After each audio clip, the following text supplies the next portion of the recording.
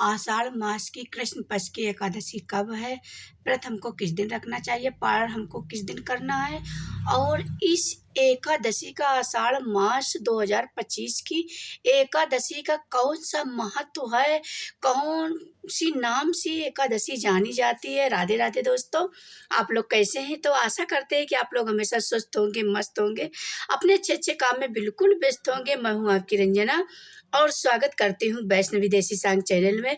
आप लोग कैसे हैं ये बताने के लिए आप लोग कमेंट बॉक्स में राधे राधे जरूर लिखना।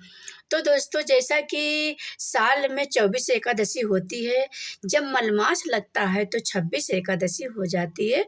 मलमास हर साल के तीसरे मतलब हर साल में तीसरे साल मलमास लगता है। वो जैसा मतलब हिंदू पंचांग के हिसाब से जिस महीने में कभी कभी जेठ में लग जाता है, कभी कभी सावन में लग जाता है, तो कभी कभी कुआर में लग जाता है। कोई कंफर्म नहीं है कि एक ही महीना में मलमास लगे। तो दोस्तों, अब की 2025 में जेठ एकादशी तो चली गई है और आषाढ़ मास की कृष्ण पक्ष की एकादशी चली गई है और शुक्ल पक्ष की एकादशी किस नाम से जानी जाती है। तो दोस्तों, ये जो आषाढ़ मास के शुक्ल पक्ष की एकादशी ये देवशयनी एकादशी के नाम से जानी जाती है। देवशयनी एकादशी के नाम से जानी जाती है और हरिशयनी एकादशी के नाम से जानी जाती है। तो दोनों ही तिथि बहुत ही महत्वपूर्ण है, दोनों नाम बहुत ही महत्वपूर्ण है। और एकादशी का रहस्य बहुत ही महत्वपूर्ण है। कहते हैं कि जो व्यक्ति एकादशी का व्रत करता नहीं है, सिर्फ उसका नियम का पालन करता है, तो उसको वैकुंठ धाम को वो प्राप्त होता है। जितने भी उसके जाने अनजाने में पाप होते हैं, सारे पाप नष्ट हो जाते हैं एकादशी व्रत करने से और उनका नियम के पालन करने से। तो दोस्तों, आपको ये बताएं कि एकादशी 3 दिन की होती है। अगर जो लोग 3 दिन की एकादशी के नियम का पालन करते हैं, तो वो व्यक्ति सीधे वैकुंठ धाम को जाता है, पुनः जन्म पुनः मृत्यु से छुटकारा पा जाता है और हमेशा माता विष्णु और माता लक्ष्मी की कृपा हमेशा उस व्यक्ति पे प्राप्त होती है। तो एकादशी जहाँ तक है सबको रखना चाहिए। एकादशी रहने से बहुत ही एकादशी का जो व्रत है बहुत फलदायी होता है। सारे व्रतों से श्रेष्ठ एकादशी का व्रत होता है। तो ये जो देवशयनी एकादशी बहुत ही फलदायी एकादशी है। देवशयनी एकादशी बहुत ही फलदायी और बहुत ही महत्वपूर्ण एकादशी है। तो इस एकादशी में आपको कौन कौन से नियम का पालन करना चाहिए, तो सारी जानकारी डिटेल से इस वीडियो में मिलेगी। अगर आपको वीडियो अच्छी लगेगी तो आप लोग इस वीडियो को ज़रूर लाइक कर देना, शेयर कर देना, कमेंट कर देना। कमेंट में आप लोग राधे राधे ज़रूर लिख देना।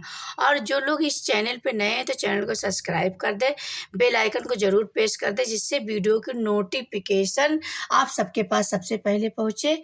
तो चलिए चलते हैं आगे, कौन सी टॉपिक है। तो देखिए, एकादशी हिंदू पंचांग के हिसाब से एकादशी का बहुत ही महत्वपूर्ण है। तो एकादशी में आप 3 दिन का नियम का पालन करना चाहिए। तो दशमी के दिन आपको क्या करना चाहिए कि आप दशमी के दिन एक टाइम बिल्कुल भोजन ना करें, सुबह भोजन कर लें, शाम को आप फलाहार ले लें। उसके बाद में दशमी के दिन, क्योंकि आपकी एकादशी पड़ रही है 6 जुलाई दिन रविवार को, तो आप शनिवार को अपना बाल धुल लीजिएगा। अपना बाल धुल के और तुलसी पत्र उसी दिन तोड़ लीजिएगा। जैसा कि हर वीडियो में हम बताते हैं कि एकादशी के दिन कभी तुलसी पत्र तोड़ना नहीं चाहिए और एकादशी में विष्णु जी को बिगड़ तुलसी पत्र के पूजा अधूरा रहता है, ये भी नियम है और उस दिन तोड़ा भी नहीं जाता।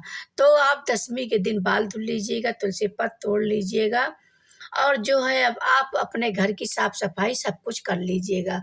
उसके बाद में आप, अगर आपके घर में मान लो, अगर आपके घर के बगल आप जैसे नदी, स्वच्छ नदी सरोवर नहीं है, गंगा जी नहीं है, तो आप क्या करें, सुबह ब्रह्म मुहूर्त में उठ के आप थोड़ा सा गंगा जल डाल लीजिए और गंगा जल डाल के उसके बाद में आप 2 बूंद ही गंगा जल सही, अपने जल में साफ जल में डाल के उसके बाद में आप स्नान कर लीजिएगा, तो आपको गंगा स्नान का पूरा पूरा फल मिलेगा।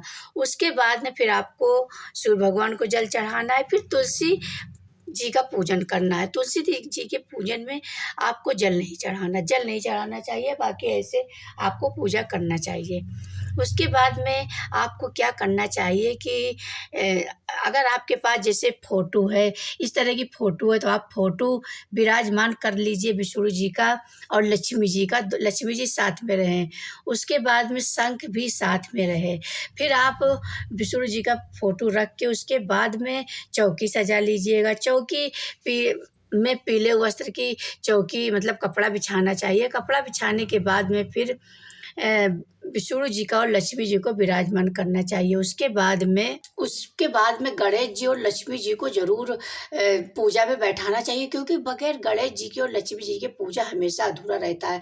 तो आपको गणेश जी को और लक्ष्मी जी को जरूर, गौरी गणेश को जरूर साथ में रखना है। साथ में रख के और गौरी माता का भी पूजा करना है, यानी कि लक्ष्मी जी का पूजा करना है, गणेश जी का पूजा करना है, तो तभी पूजा संपन्न होता है, नहीं तो पूजा अधूरा माना जाता है। उसके बाद में आपको विष्णु जी को, लक्ष्मी जी को पंचामृत से स्नान कराना चाहिए और केले का फल जरूर चढ़ाना चाहिए, क्योंकि विष्णु जी को केला का पेड़ बहुत प्रिय है। और उस दिन आपको पीला वस्त्र पहनना चाहिए। हमारे विष्णु जी को पीला वस्त्र बहुत प्रिय है, तो पीला वस्त्र पहने, पके हुए केले का फल चढ़ाएं और पंचामृत से स्नान कराएं। तुलसी पत्र जरूर भगवान जी को भोग में लगाएं, क्योंकि बगैर तुलसी पत्र के भगवान जी पूजा हमेशा अधूरा रहता है।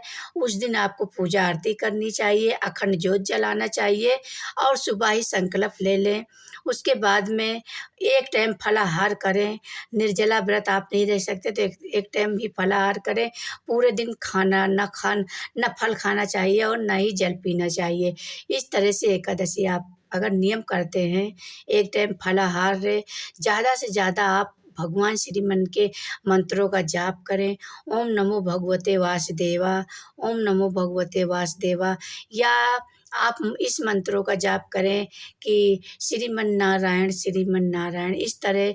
नहीं तो नमो नमो नमो नमो ओम भगवते वासुदेवा, ओम भगवते वासुदेवा, इस तरह से मंत्रों का जो नाम प्रिय लगे उस मंत्रों को आपको जाप करना चाहिए। ज़्यादा से ज़्यादा किसी की निंदा चुगली नहीं करनी चाहिए, किसी को अशब्द बात बिल्कुल नहीं बोलना चाहिए। और उस दिन दशमी के दिन से लेकर पहाड़ तक आपको लहसुन प्याज नहीं खाना चाहिए। चावल दशमी के दिन सुबह लेना चाहिए, शाम को चावल नहीं खाना चाहिए।